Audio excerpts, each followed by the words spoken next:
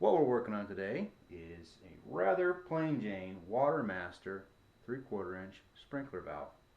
Now I have this set up under the house because we have freezing issues, so to keep them from freezing they're under the house, and they go through the back wall in a frost-free hose spigot, so I got a valve on them as well. Now I haven't been using this for a very long time because it failed in the on position, to be honest, about 3 years ago, and I never got back underneath there to get it out and try and repair it. But that's what we're going to work on today. The symptoms. It basically always ran. It did not run full power. I had them hooked up to a soaker hose, so I just turned the valve on and let it go. The on-off manual trigger here, which you can't get to underneath my house anyways, had no effect. So basically it operated. Now the first thing I did was test that the plunger unit was still functional, and I just did that by holding onto it and triggering, the wall unit, and it boop, sucked the plunger right in. So that's still functional.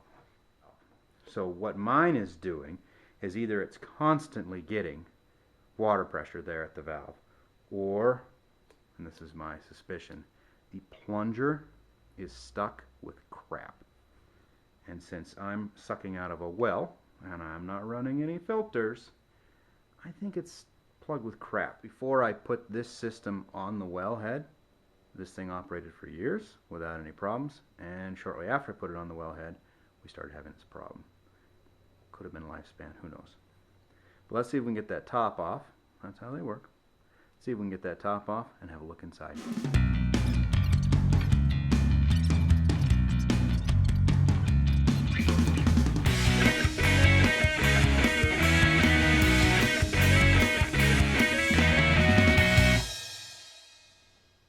Here's the unit on the inside. There's a spring, which is stainless, despite the appearance of rust. You'll notice a fair bit of appearance of rust inside the cap. That's probably coming out of the well. And then there is the diaphragm itself, which appears either to be very well and truly stuck, or actually part of the housing.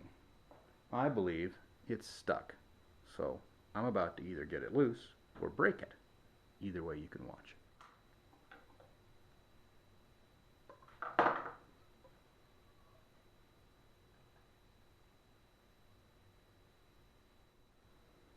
Okay, so here is the inlet side of that plunger, and you can already see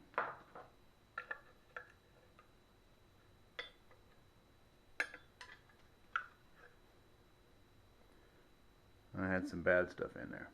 That appears to be solder. Alright, here's how it works in its entirety. I'm going to take the spring out, but you'll have to remember the spring goes on top of there. Now, when water comes in this side, it floods both sides of this diaphragm. However, the combination of the spring here on top and the fact that this has a larger surface area than that means that the water pressure from your house or your well holds this closed. Boop. Now, when you open this valve and or your system is triggered, that allows the water that is on this side, the top side of the diaphragm, to flood out right there and go into the downstream setting. But what that does is it removes the pressure on this side of the cup, the larger surface area and spring pressure, allowing the water pressure on that side to push the diaphragm up and release it from its seat. So that's actually how they work.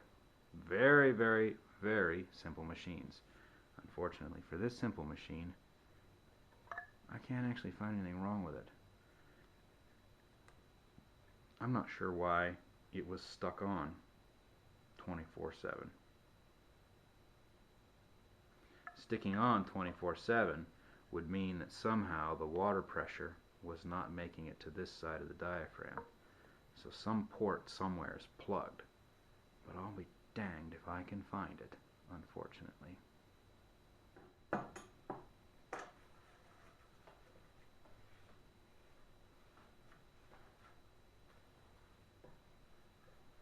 Since I can't seem to find what's plugged, first step's just to clean it all up. Maybe something will present itself. We did get some big clumps out of it. I am going to run on the idea that those big clumps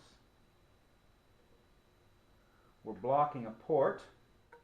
My guess is most of these that fail, usually it's the magnet. They rust inside and you see them. Well, but a lot of them are outside. You know, this will probably last forever inside like this. But you'll see the magnets have rusted out sometimes. You can replace these at the hardware store and the rest of it's still okay. But I think we just got a bad case of goobers in the water. And what this needs to happen is merely to put it back together all cleaned out.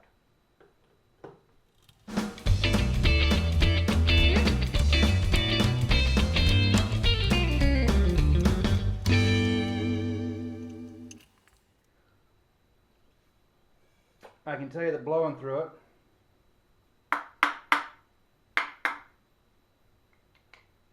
it's now locked up, and so when I first took it out, when you blew through it, your air just passed through.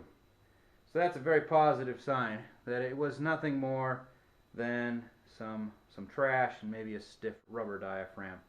I think it was a combination of it not being used in many years, yet still having water pressure against it, and garbage in the lines. Now to put it back underneath.